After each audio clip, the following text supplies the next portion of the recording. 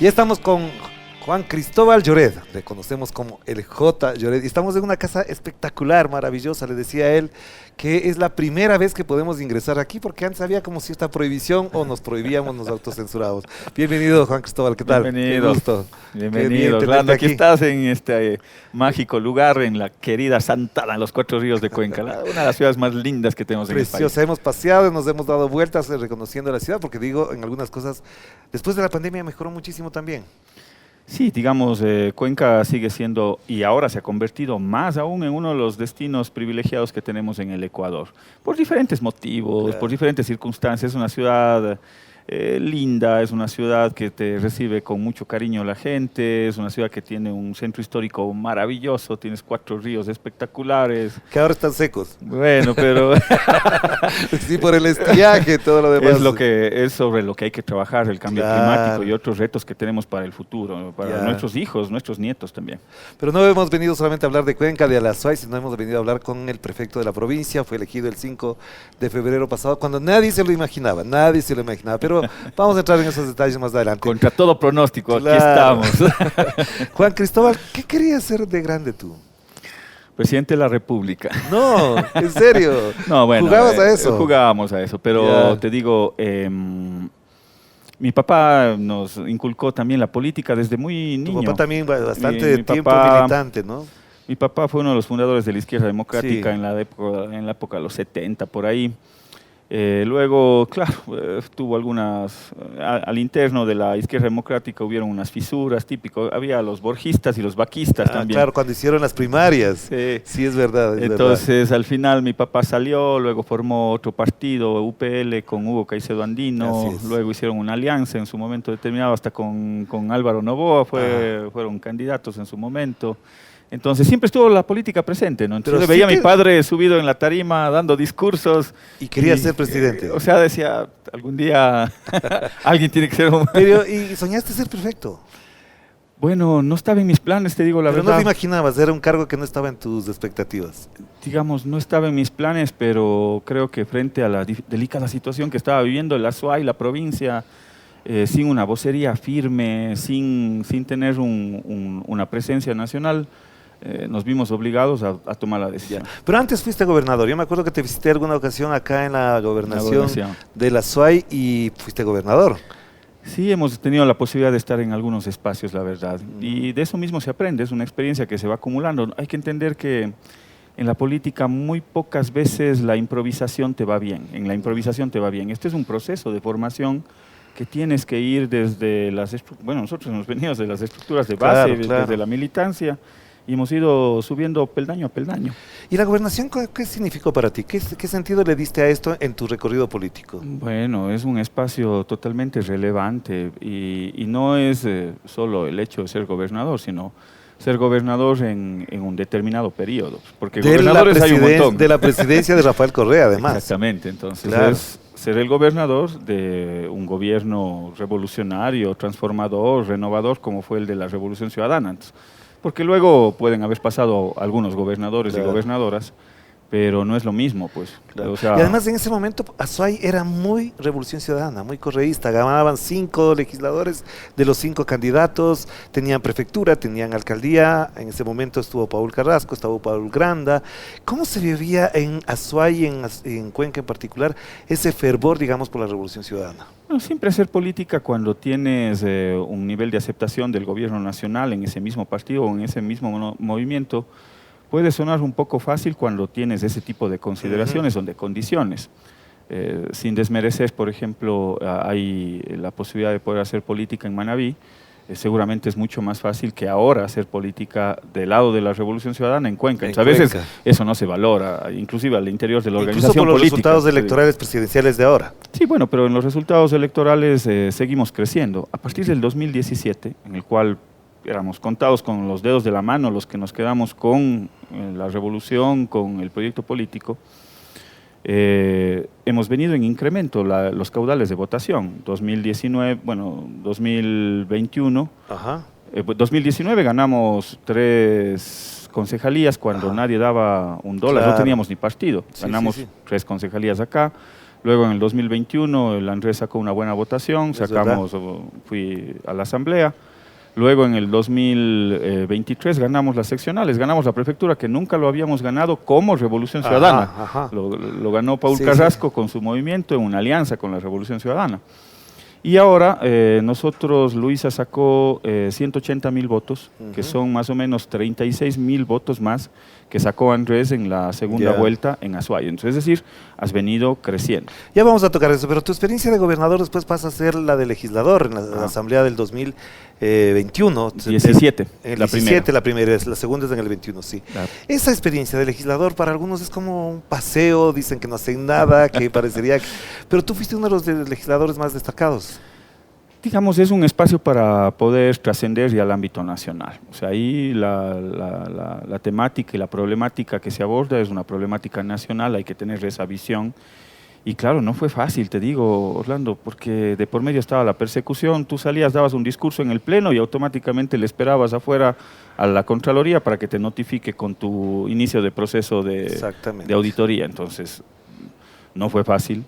Fue un gobierno muy complejo el de Moreno, en el cual la persecución imperó a lo largo de esos 4 años. De 72 legisladores que tenía la Revolución Ciudadana, se quedaron ustedes como 30 y piquitos, si no me equivoco. 32, luego 29, ya. Luego subimos a 30. Fue un momento muy duro, y precisamente apelamos a esa unidad férrea del bloque. Nos tocó estar al frente de la coordinación de la bancada también. Asumiendo la vocería y asumiendo la defensa de un proyecto político y sobre todo poniéndonos del lado de la gente para evitar graves y grandes retrocesos en salud, en educación, en seguridad. Logramos contener en la medida las posibilidades que te daba tener 30 legisladores, pero no pudimos jamás ir más allá porque no tenías mayoría. O sea, éramos los 32 que votábamos firmes y coherentes. Firmes y coherentes, pero tratando de contener todos los graves retrocesos que vivió la patria. Y las páginas de la historia reconocerán esos graves retrocesos que hoy estamos viviendo las consecuencias precisamente de la desinstitucionalización, de la grave fractura institucional, de pasar a un estado esquelético, porque eliminaron todo, Ministerio Coordinador de Seguridad, Ministerio del Interior, Ministerio de Justicia, en el las lado secretarías de migrante, que por ejemplo eran muy importantes para Azuay, para el sur. Sí, pero fíjate, los problemas que hoy tienes, Orlando, son fruto precisamente de ese austericidio que yo lo llamo, porque eliminaron toda la capacidad operativa del Estado para hacerle frente a las problemáticas de seguridad que habíamos avanzado enormemente, de 17 muertes violentas a 5.6. Claro. Hoy ya estamos, no sé, en 30, 40, 34. No sé. Pero a ver, una de las preguntas que siempre van a hacer y en perspectiva histórica es, ¿cómo te relacionas con esos otros compañeros que traicionaron el proyecto? Dicen unos, otros que no, que efectivamente se instalaron en una lógica distinta. ¿Cómo relacionarse en la política con quienes traicionan, por ejemplo? Digamos, siempre te vas a encontrar con los tránsfugas de la política. Digamos, yo en política respeto incluso a los adversarios que tienen y se mantienen firmes en sus principios, en sus ideales y en sus convicciones. A ellos yo los respeto. Así estén en la vereda del frente. Porque sabes con quién estás. Sí, yo sé que debato, yo sé que confronto las ideas, el pensamiento, que tenemos corrientes distintas, opuestas, pero los respeto. A los que de a poco les he perdido el respeto son a esos tránsfugas de la política que están en el acomodo. Si el gobierno es de derecha, yo estoy en el gobierno de derecha.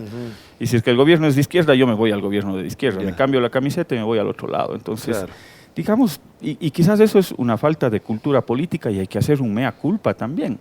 Hay que hacer un mea culpa porque parte de esos tránsfugas fueron creados en la Revolución Ciudadana, en lo que fue Alianza País en un momento determinado. Pero ya la historia los juzgará. Yo no soy quien para juzgarle. La historia les juzgará y les pondrá en el lugar que le corresponde a cada uno de esos actores. Y en función de eso, ¿cómo viviste la etapa de pasar de asambleísta en el gobierno de Lenín Moreno a la de Guillermo Lasso? Algunos esperaban más, otros esperaban un poquito menos, otros creíamos, me incluyo, que efectivamente iba a ser peor de lo que se imaginaban, lo conocía más o menos. ¿Cómo es vivir esa experiencia de un gobierno que a la postre se despide? Estamos grabando prácticamente el día que se va el señor Guillermo Lasso y deja un país hecho trizas. Quizás las expectativas quedaron cortas. Nosotros pensábamos que estábamos viviendo el peor gobierno de la historia con Lenín Moreno, que fue un nefasto gobierno, uno de los peores, y los resultados de de sus políticas, las consecuencias las estamos viviendo hoy. Ajá. Y quizás no es un responsable directo solamente Lasso, sino también Moreno. Sí, sí, A sí, veces sí. ya nos La olvidamos. consulta de febrero del 18 es prácticamente el derrumbamiento de muchas cosas. Desbaratar toda la capacidad del Estado y ir hacia un modelo de corte neoliberal y ir al famoso austericidio, a limitar las capacidades del Estado para poder hacerle frente a las legítimas demandas y derechos de la gente.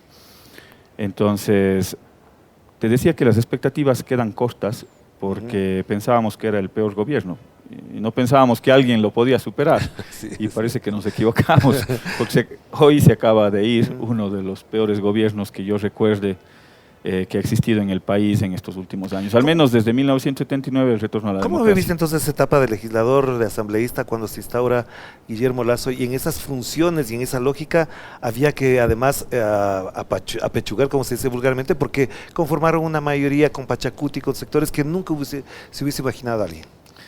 Digamos, justamente por eso me llama la atención y por eso hay que trabajar enormemente al interior de las organizaciones políticas y hay que generar conciencia ciudadana precisamente de los postulados que se mantienen en el un lado y en el otro, en las dos veredas, en las dos corrientes que tienes, la izquierda y la derecha.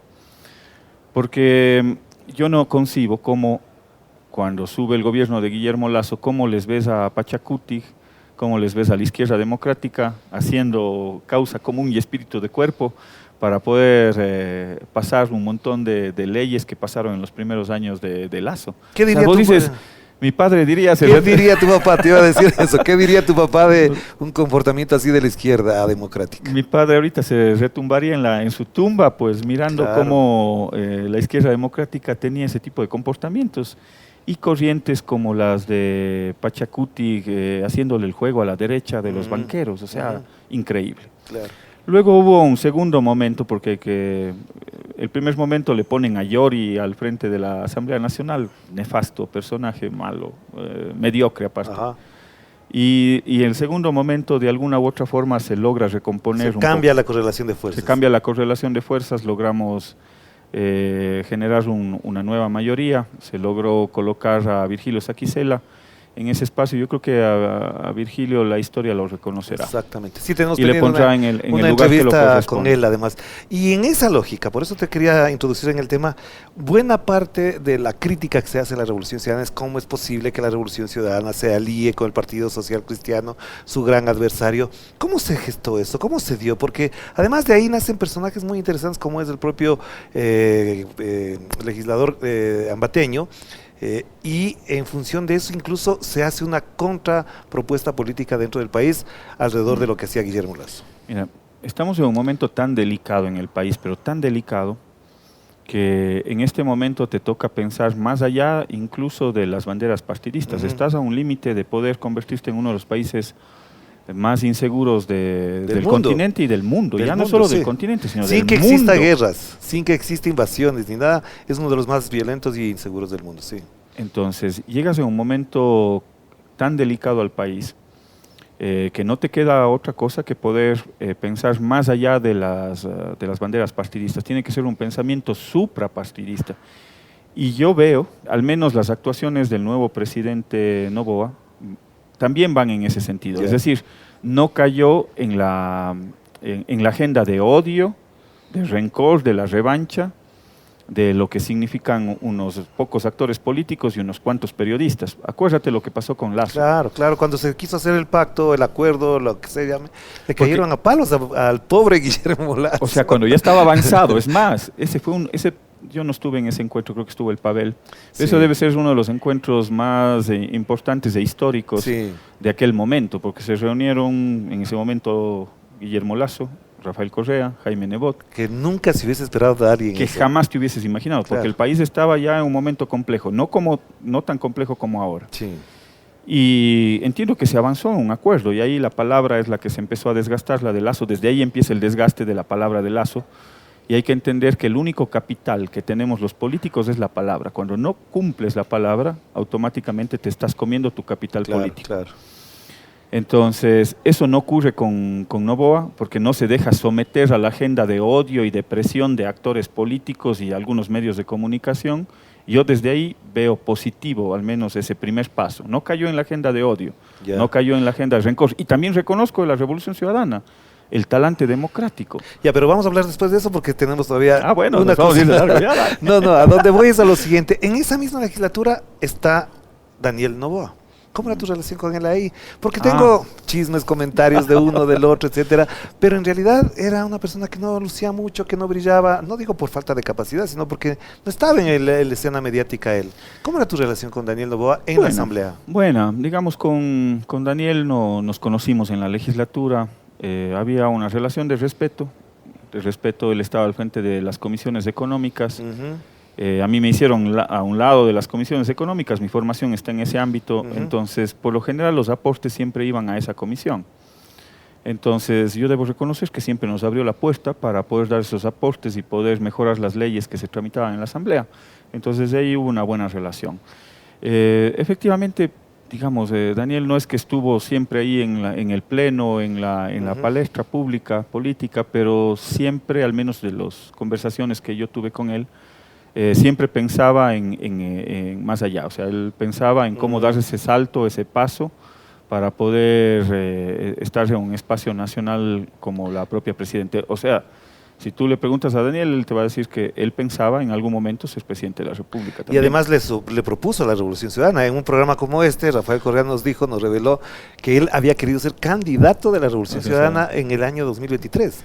Fíjate, bueno, eso yo no lo sabía. Pero... No, sí, eso ya es público, lo dijo Rafael Correa en este programa. Sí. Pero sí, pues él pensaba en eso en un momento determinado. A mí me lo confesó en algún momento. ¿En serio? Sí, que quería ser presidente. De la República, no de la Revolución Ciudadana. Quería ser presidente porque él también había seguido, porque teníamos unas historias similares.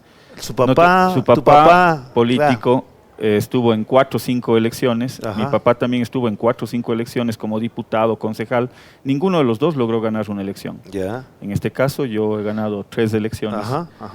Y el Daniel también ganó una y ahora ganó la presidencia. Entonces son historias comunes y en algún momento mi papá fue candidato por el PRIAN con la Unión Popular Latinoamericana en una alianza para diputado, ¿no? Entonces, y en ese cosas momento, de la vida, ¿no? Imagínate si hubiese sido candidato a la Revolución Ciudadana. ¿Qué habría pasado dentro de la Revolución Ciudadana? Bueno, porque la otra... Oye, no lo sé, no, pero creo que la Revolución Ciudadana tiene que entrar en un momento hay que reinventarse. Hay que hay que renovarse y reinventarse. Y creo que ese es uno de los retos que tenemos al interior. Esa parte me interesa hablar, pero ahora, para terminar el capítulo de Daniel Noboa, en calidad de prefecto de la República, de la provincia de La Suay, ¿qué le dirías al presidente de la República? Por 2 razones. La primera, porque a lo largo de estos años los gobiernos locales han sido muy mal atendidos por el gobierno central. Y segundo, porque siendo de la Revolución Ciudadana, no solamente 9 prefectos, más de casi 50 alcaldías, tienen unas expectativas muy grandes del electorado sobre estas autoridades. ¿Cómo relacionarse con el presidente electo y posesionado en las próximas horas prácticamente? Bueno, yo creo que primero siendo respetuosos cada uno de su ámbito de acción y del reconocimiento que le ha dado su pueblo. Yo como demócrata que soy, y por eso te decía que saludo la posición que ha tenido la Revolución Ciudadana, el talante democrático que ha tenido la Revolución Ciudadana y la propia compañera Luisa, de poder reconocer inmediatamente el triunfo electoral, de poder desearle el mejor de los éxitos. Si le va bien al Daniel, le irá bien también al país. Y creo que ese talante tiene que mantenerse en la medida en la cual se vaya construyendo un nuevo momento en el país, porque el momento es tan delicado que si es que no sumas los esfuerzos desde los distintos niveles de gobierno, quizás el país va a estar mucho más complicado de lo que hoy está, que ya de por sí es un panorama oscuro.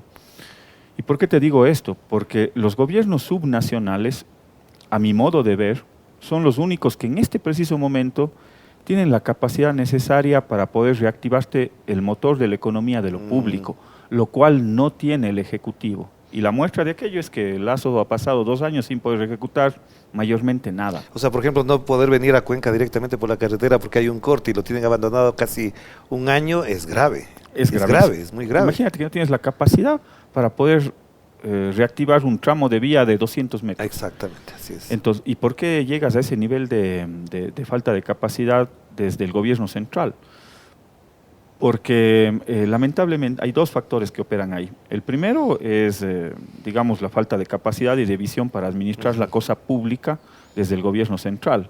Lo segundo es un debilitamiento de las estructuras del Estado y de la institucionalidad pública. Y hay un elemento adicional, que la terrible persecución que implementaron en contra del correísmo del gobierno de la Revolución Ciudadana por querer afectar al presidente Correa, a sus ministros de Estado, terminaron afectando a todo el aparato que está al interior de las instituciones públicas. En este momento, si vos te vas al sector público, Ministerio de Transportes, Vivienda, cualquier ministerio, vos le dices, oiga, usted va a ser el próximo administrador de este contrato. Administrar este contrato. La gente te dice no. No, exacto, usted tiene que ser el miembro de la comisión. La gente te dice no, porque sabes que luego viene el aparato persecutorio de la Contraloría General del Estado para claro, irse contra... Por ejemplo, este instante, ¿qué es lo que le hace falta a la prefectura de la SUAY? ¿Qué es lo que tiene pendiente el gobierno central con la prefectura de la SUAY para decirle, por ejemplo, al presidente electo, atiende este tema? Miren, le hemos expuesto a sus ministros de Estado. Acá a la prefectura le deben 17 millones de dólares. Ya. 17, Orlando. Estamos a punto de poder parar nuestra capacidad operativa frente al fenómeno del Niño. Ya. Pero tampoco no se trata de aquí de decir, usted tiene que pagarme los 17 millones de dólares porque sí o si no le hago un paro o si no saco a la gente a las calles. Nuestro planteamiento ha sido un planteamiento propositivo. ¿En qué sentido? Por ejemplo, si te debe plata el gobierno central, hay unos fondos FINGAT, pero del otro lado nosotros le estamos debiendo al Banco del Estado, hagamos un cruce de cuentas. Claro. Porque ambos proyectos están en el Banco del Estado. Hagamos un cruce de cuentas. Si yo te y debo al Banco del ahí Estado, las cuentas. y saldamos algo de cuentas. Propuesta. No solo es la obligación, deme. Le hemos planteado que para el modelo de gestión vial nos deleguen las vías a los gobiernos subnacionales. Ya. Acá tenemos una propuesta seria y hay un trabajo articulado y es positivo, porque creo que ASOI se va convirtiendo también en un referente. Aquí estamos trabajando en el mejor de los planes con todos los alcaldes. Con el alcalde de Cuenca hay una buena relación, pero hemos ido más allá del deber ser. Hemos tenido la posibilidad de conversar con el prefecto de Cañar, con el alcalde de Azogues. Vamos a conformar un consorcio que nos va a permitir administrar ejes viales estatales. Igual estaban hablando con la prefecta de la SUAY, de Guayas, perdón, para realizar esta conexión que está con muy Guayas. Con Guayas, con la prefecta Marcela Aguiñaga. Sí, entonces le planteamos al gobierno nacional, si le dices, oiga, gobierno nacional, aquí tiene que venirme a arreglar todos los 400 kilómetros de vías, eso le va a costar, no sé, 500 millones de dólares. El gobierno central te va a decir, no tengo. Entonces, yo lo que le he dicho es, deléguenos las competencias de por lo menos 200 kilómetros que ya están planteados. Pero delegar competencias con plata, porque delegar competencias sin plata es lo mismo que nada. Sí, necesitas una parte de inversión pública, pero no son los 500 millones, necesitarás 80, 100 millones de dólares y lo que le estamos planteando es un modelo, un sistema de administración de peajes que nos permita resolver las necesidades de conectividad del austro ecuatoriano. ¿Y por qué para nosotros es importante?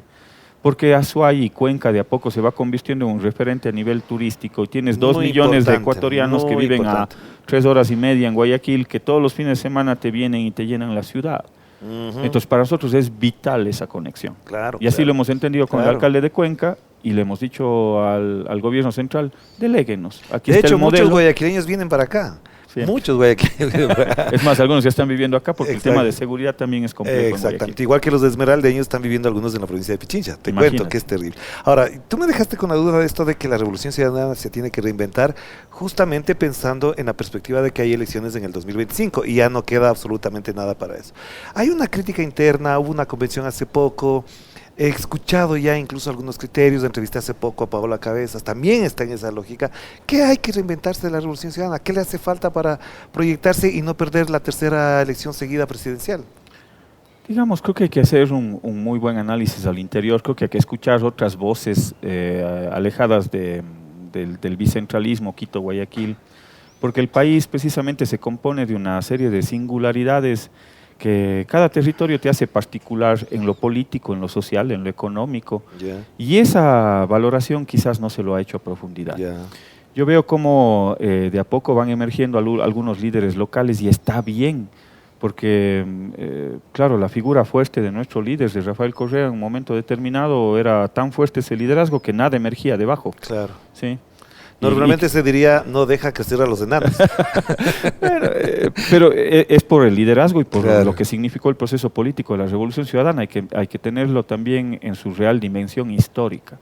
Porque desde el retorno a la democracia en 1979 no ha habido un proceso tan transformador, renovador, progresista, garantista de derechos en el país. Y eso la historia te reconocerá así.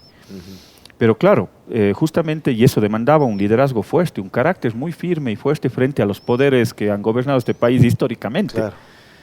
Y eso hacía que, claro, debajo de ese liderazgo no crezca absolutamente nada. Y yo creo que hoy, desde los gobiernos locales, yo veo, por ejemplo, que están haciendo un papel extraordinario algunos líderes locales que se van convirtiendo en algunos referentes importantes. El trabajo que está haciendo el Pavel, por ejemplo, es digno de felicitar, importante, recuperando a la capital, luego de gobiernos que han pasado en su momento, no voy a calificarlos. Le veo a la Marcela Guiñaga como una mujer fuerte, firme, que está ahí batiéndose para poder sacar adelante a su provincia. En el caso de Aquiles, en Guayaquil, de la misma historia, la misma forma, luego de pasar 30 años del modelo social cristiano. Es decir, son líderes locales que se van, la propia Paola Pavón en Pichincha. Claro, claro que sí. Pero esta nueva camada de dirigentes de la Revolución Ciudadana, te incluyes tú, Pavel, Paola, Marcela, hay otros más. ¿De qué manera se diferenciarían o se identificarían más autónomamente de esa primera camada de la Revolución Ciudadana que nació en el 2006-2007? Bueno, digamos, no se puede desconocer el trabajo que se hizo entre el 2006, 2007 y los ideólogos de la Revolución Ciudadana. Pero era otro momento. Pero, exactamente, Ajá. pero tenías un momento totalmente distinto, diferente. Hoy estamos asumiendo un momento quizás de los más complejos que ha vivido el país a lo largo de su historia. Yo no recuerdo, y de la historia que yo he recogido, he leído en el país, yo no recuerdo un momento tan delicado como el que hoy estamos viviendo, en el tema de seguridad, en los temas económicos. Al gobierno nuevo de Daniel no le va a ser fácil, tiene un arca fiscal en cero. Claro, sí, vacía, claro. Vacía. Pero te quiero decir, a ver, esto que acabas de mencionar deja las arcas fiscales cero. Mal, pero también llega con un poder político, con una alianza en la Asamblea con la Revolución Ciudadana. ¿De qué manera esto le puede perjudicar o favorecer a la Revolución Ciudadana que haya gobernabilidad y que al mismo tiempo con Daniel Noboa haya buenas relaciones, a diferencia de lo que hubo con Moreno y con Lasso?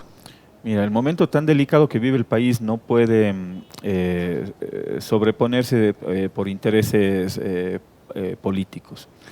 Creo que ese es un primer precepto. Y por último, si es que el Daniel o el presidente electo se termina equivocando en sus ejecutorias, que sea él, que no sea porque la revolución, porque eso es lo que nos han querido hacer pensar todo este tiempo, que no sea porque la Revolución Ciudadana le ha puesto la cascarita o que la oposición así es la culpable, porque siempre buscas un culpable. Por último, si al presidente Noboa le va bien, que sea por su mérito y por su compromiso, porque ha sido un hombre inteligente que ha podido sacar adelante al país. Pero si al contrario le va mal, que no sea por culpa de los correístas, que no sea por culpa de Correa. Pues, o sea, pero eso podría afectar las aspiraciones legítimas de la Revolución Ciudadana de volver al poder el 25. Mira, no creo, porque cuando tú tienes un talante democrático y cuando tú actúas de buena fe y cuando tú estás pensando en intereses que están sobre los intereses de tu partido, yo creo que estás contribuyendo activa y efectivamente a los intereses de la patria. Y los ecuatorianos te sabrán reconocer aquello. Pero entonces, ¿por qué los ecuatorianos son inteligentes. Los ecuatorianos no es que son manipulables o se dejan manipular. La gente sabe que por último, si es que fue un error o se cometió un error, ese error te marcará la imposibilidad de poderte reelegir. Pero entonces, ¿por qué hay que reinventarse? ¿A qué te refieres con reinventarse? Mira, yo creo que en este momento que vive el país, la Revolución Ciudadana tiene que reinventarse y tiene que empezar a hablar de futuro. Que no nos pase lo que nos pasó, y haciendo una autocrítica también en la primera vuelta, que claro, empezamos a hablar del pasado. Sí, la gente sabe desde lo que es el pasado. Desde la nostalgia, desde el recuerdo, que es importante. Quizás es mucho más importante, sobre todo para los jóvenes, que en el momento en el cual estaba la Revolución Ciudadana, tenías jóvenes que tenían 12, 14 años. Para ellos puede ser importante conocer, pero no es más importante que saber qué es lo que se viene, porque la gente siempre quiere que le hables del futuro, de lo que se viene, cómo vas a construir o cómo vas a volver a reconstruir este país de las cenizas en donde nos dejaron.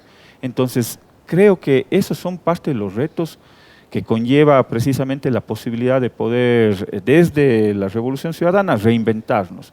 cuál es el futuro que le ofrecemos a los ecuatorianos de la mano de un proyecto progresista. Y cuando tú piensas así, ¿en qué estás pensando cuando dices el futuro? Por ejemplo, ¿qué le puedes hacer soñar a la población azuaya, cuencana de aquí para el futuro, de modo que digan, sí, como J. Lloret lo ha hecho, posiblemente el 25 quien sea candidato a la presidencia o candidata lo pueda hacer? Mira, cuando yo llego a la prefectura del Azuay, te encuentras con 6.000 kilómetros de vías, de las provincias que más vialidad tiene en el país.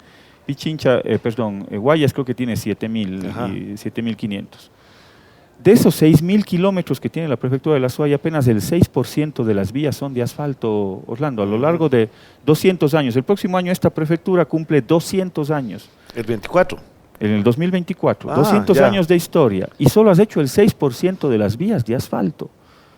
Entonces es una demanda legítima, histórica de mucha gente. Entonces yo sueño con devolverle al Azuay un Azuay renovado, transformado, con conectividad, porque ese es el ámbito de mi competencia. Nosotros no podemos ir más allá de las competencias, y cuando vamos más allá de las competencias es ir más allá del deber ser. Y hacia allá tenemos que encaminar precisamente el futuro, el sueño, la ilusión es esa, es ir más allá del deber ser, es no congraciarnos con que seguimos manteniendo las vías del lastre, no, hay que cambiar esa matriz vial y el Azuay tiene que estar conectado. Por eso es necesario la delegación de las vías, por eso es necesario tener un modelo de gestión y desarrollo vial para el Azuay, para poder cambiar esa matriz histórica. Pero ¿qué hacemos con una población que algunos dicen, no coincido del todo, pero hay algunos rasgos, que se ha derechizado, que la juventud se ha banalizado, que lo que cuentes del mercado, el emprendimiento? ¿Hasta dónde este imaginario que incluso lleva a la presidencia a Daniel Noboa por todo el aspiracional que se ha creado alrededor de su imagen, de su madre, de su padre, de su esposa, hace que la Revolución Ciudadana tenga como una distancia contraria a eso, o al menos no se sintoniza adecuadamente? Justamente eso es a lo que yo me refiero cuando te reinventas, es poder forjar nuevos sueños, nuevos retos, nuevas ilusiones, nuevas ilusiones movilizadoras, precisamente en eso, en lo que quieren en este momento las nuevas generaciones, nuestros jóvenes. Yo tengo hijos adolescentes, pues, y ellos, sinceramente, la política no la ven bien, primero, y segundo, no es que les interese o les llama la atención, pero tú cuando les planteas las políticas, los nuevos retos ambientalistas, por ejemplo, animalistas, cuando les planteas una garantización de determinados derechos, yo creo que ahí en ese momento enganchas con esa población y ya empiezas a calar en el discurso con esa población. Pero por ejemplo, en este caso, el tema ambiental, el tema de mujeres y el tema animalista, ¿no fue precisamente la base con la que se movió la Revolución Ciudadana, o no se desvió en esa lógica? Por eso te digo, hay que reinventarse. Y entonces habría que plantearse esa lógica, y qué va a pasar adentro de la Revolución Ciudadana, donde no necesariamente todos coinciden en eso. No, siempre hay un debate fuerte y quizás siempre vas a encontrar corrientes y son respetables. Yo estaré siempre en la corriente más de orden progresista, y quizás eso te limita también en algunos espacios con algunos dirigentes nacionales, pero yo me mantendré firme en mis convicciones y mis ideales, no puedo cambiar, esa es mi formación, esa es mi estructura mental, y hacia allá voy a encaminar el debate interno. ¿Y por qué te digo debate interno? Porque si hay que debatir internamente de cuáles son esos retos, esas nuevas ilusiones movilizadoras que te aten con otros sectores de la población urbana, que es donde perdimos en la población urbana. En lo rural aquí ganamos con una considerable votación en lo rural, pero perdimos en lo urbano. Entonces, ¿qué es lo que te demanda la población urbana? ¿Qué están pensando? ¿Qué es lo que están mirando? ¿Cuáles son esos retos de futuro? ¿Cómo logramos empatar con esa mirada joven en los temas medioambientales, en los temas de género? ¿Cómo logramos engancharnos en esa nueva discusión que existe pro garantista de derechos de los animales, por ejemplo? ¿Cómo logramos acceder a modelos de desarrollo local que signifiquen trabajar muy fuertemente en la economía del conocimiento, que era uno de los ideales que siempre tenía el MASHI? O sea, que de a poco lo hemos dejado fuera. Entonces los jóvenes quieren estudiar, los jóvenes quieren emprender, los jóvenes están pensando en cómo a través de las tecnologías pueden desarrollar su intelecto. Y un tema que está siempre latente alrededor de la discusión cuando se habla de la revolución ciudadana es cómo relacionarse con el movimiento indígena. No digo en particular con la CONAIES, con el movimiento indígena, porque una de las causas que más se discuten a la interna de la revolución ciudadana es que con el movimiento indígena no alcanza y sin el movimiento indígena tampoco se puede alcanzar el poder. Y entonces ahí hay una discusión, porque por ejemplo en las últimas semanas, antes de la segunda vuelta, hubo acercamientos de lado y lado, mensajes un poco atractivos de lado y lado, pero no fue suficiente. ¿Qué más hace falta? Tú lo has descrito muy bien. Lo primero hay que entender que el movimiento indígena es más allá de Pachacuti, al cual yo le tengo unas críticas enormes por sus últimos comportamientos en la Asamblea Nacional que han sido vergonzosos. Yo viví cómo pactaban el reparto en la Asamblea y en el gobierno. Iban a golpear a los ministerios para que les den cargos y puestos en el gobierno de Lasso y en el gobierno de Moreno, vergonzoso. Entonces, por eso hay que entender que el movimiento indígena es mucho más que Pachacuti y es mucho más que la CONAIE. Acá tienes otros conglomerados, la UNASAI, FENOCIN, que son parte del movimiento indígena. Entonces, lo primero es entender eso. Lo segundo, creo que hay que marcar una agenda, hay que acercarse al movimiento indígena, porque creo que son más los puntos que nos une que lo que nos separa.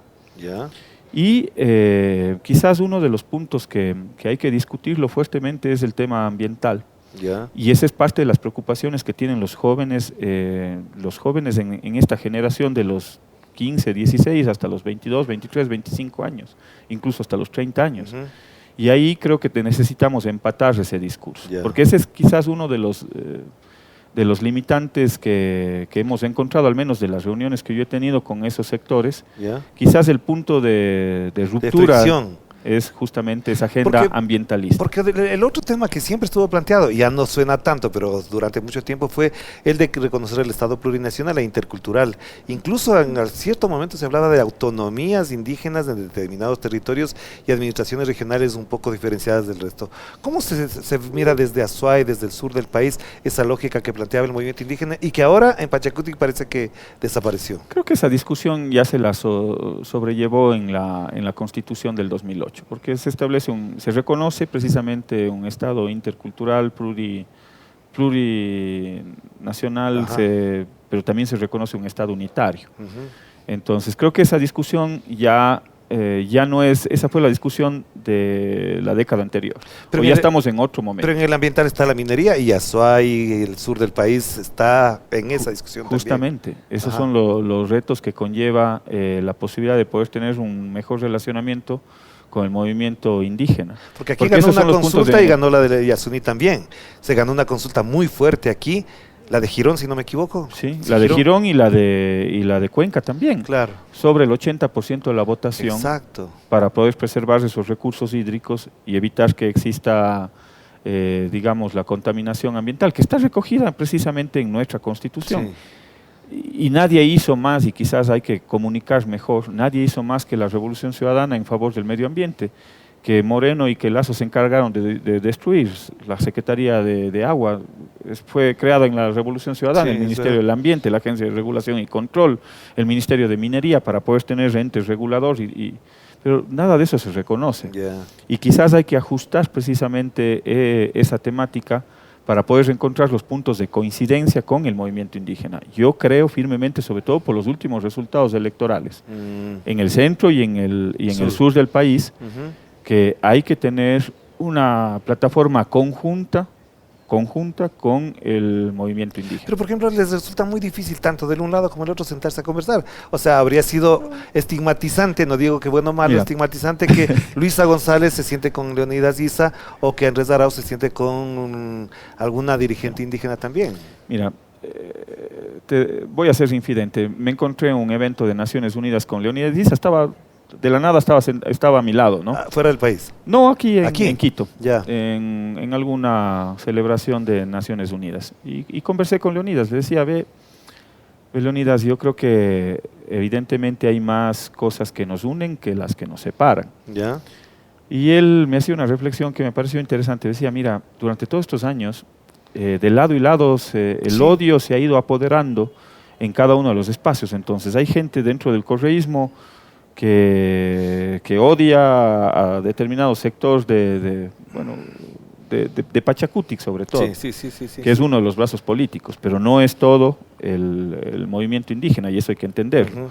Y del otro lado del movimiento indígena también existe lo mismo. Entonces yo le digo, mira, es un momento de poder curar las heridas. Creo que hay que tener un diálogo franco, sincero, buscar esos puntos de coincidencia, y en lo que no coincidamos, habrá que buscar cuáles son los mecanismos que nos permitan avanzar y caminar, porque si no, caso contrario, nuevamente la derecha será la que se termine imponiendo. Tengo dos preguntas finales nada más para ya no robarte tanto tiempo en este sol espectacular que hace aquí en la ciudad de Cuenca. Además es maravilloso, al mediodía es impresionante ver este paisaje. Lindo. Una pregunta final, si es que en tus planes ha estado ser presidente de la República...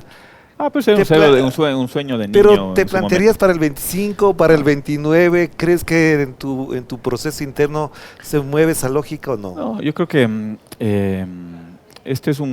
la carrera política es un proceso de formación y es un proceso de continuo aprendizaje.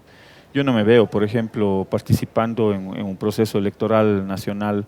Creo que todavía nos falta mucho por caminar, hay o algunos escalones todavía por subir.